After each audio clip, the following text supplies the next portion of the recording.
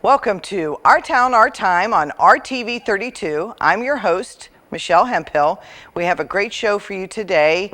It's about organ donations with Life Connection Ohio with Kathy Ahrens and some special donor recipients. So stay tuned to Our Town, Our Time on RTV 32.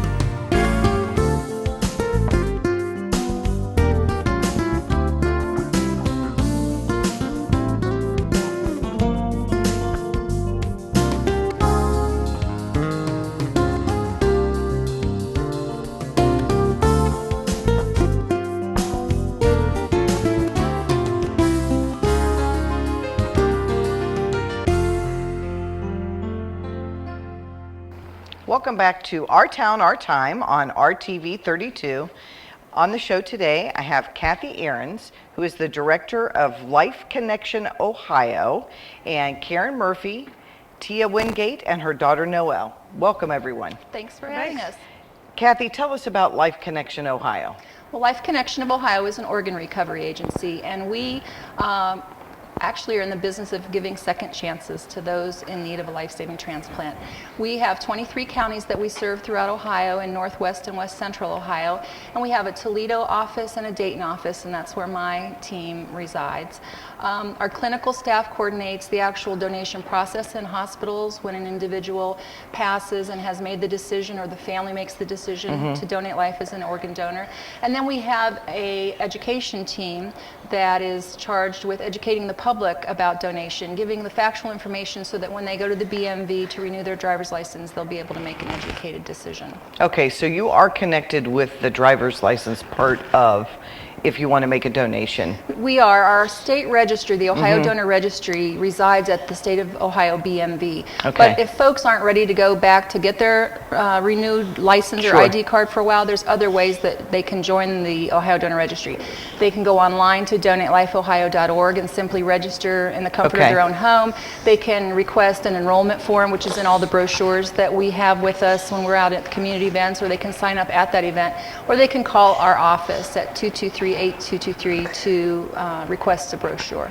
Okay, well, tell us a little bit about Noelle and her story, and then we'll let her mom Tia talk too. Well, you know, Noelle is one of my youngest Donate Life ambassadors. Our Donate Life ambassadors are our volunteers, and they've been touched by donation. And, you know, I could sit here all day and talk about facts and figures, but it's the real life stories like Noelle's that really, I think, send the message home that anyone could find themselves needing a life-saving second chance, from newborn to the elderly.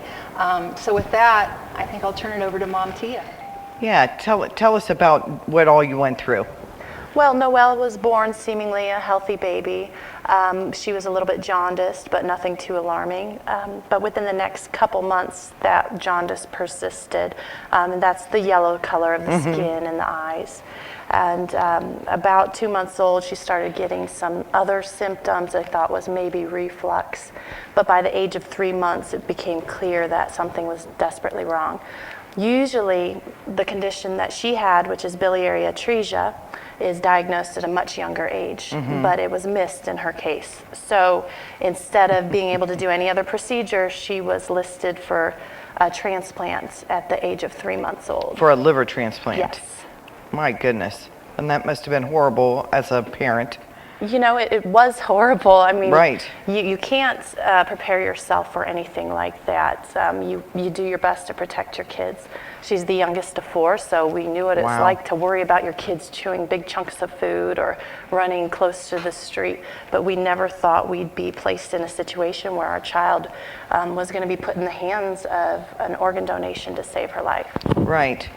And how long did it take for her donation? Well, hers is not the typical story. Okay. The average across the country, I believe, is 11 months for a pediatric liver transplant. At least it was at the time. And she waited 19 hours. Wow. Yeah, it was really a huge blessing. We didn't have to watch her get sicker, as many parents have to. Sure. And the agony and of not waiting, be able to do anything. Right, waiting for months and then getting a call, and it's not necessarily the right match. Oh. But hers was just perfect, and she's chugged ahead full steam for the past 2.5 years. Yeah, and we she can't looks great. keep up. And it's kind of bittersweet because in order for her to receive that liver, that means somebody else had to Yes. pass in Yes. order to receive that liver. And does it go by age? Does it go by Well, size? Or Right, that's a very good question. Really, it's something I was uninformed of prior to her experience. But as a child, she had several options. There's an infant liver, so she could have gotten a whole donor liver, which is what she did get. There's also a section of a liver she could get where they can take a whole adult donor liver and they can give one lobe to an adult recipient and they can give the other lobe to a Wow. pediatric recipient. I had no idea. It's amazing what they It can is. do. Yes, so she did receive one from a child, but that was not her only option. Well, that's good to know for the kids that are involved or who are ill that may need a transplant, that there are options. But isn't this like so remarkable? I mean, she's everyone's little girl, 2.5 Right. years old, full of energy. Well, you would never know. No, and gosh, just think if you were on that side waiting and hoping that your little one would survive. I think it's just really important for parents to take time to think about that now while it's a non-issue and think if God forbid something were to happen to my child. That's right. There might be someone on the other side that's waiting for a miracle. Right. And think about it now, before tragedy strikes. Right, and you aren't thinking clear, just like anything. When there's a crisis, you aren't. Absolutely. And if you believe that things happen for a reason, or this is why this person's here or not here, it kind of makes everything come full circle, I think. Right.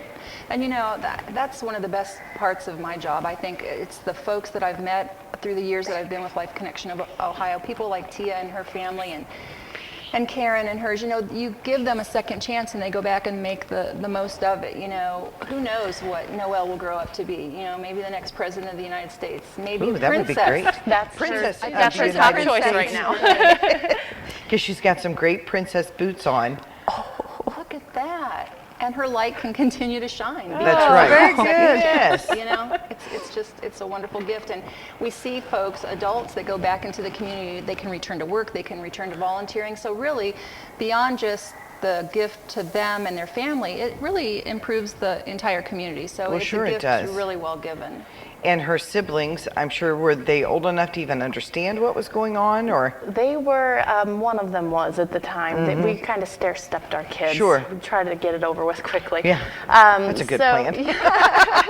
But her sister was 5 at the time, and So she she prayed kinda at dinner knew. at night. She's like, please God, don't let Noelle die.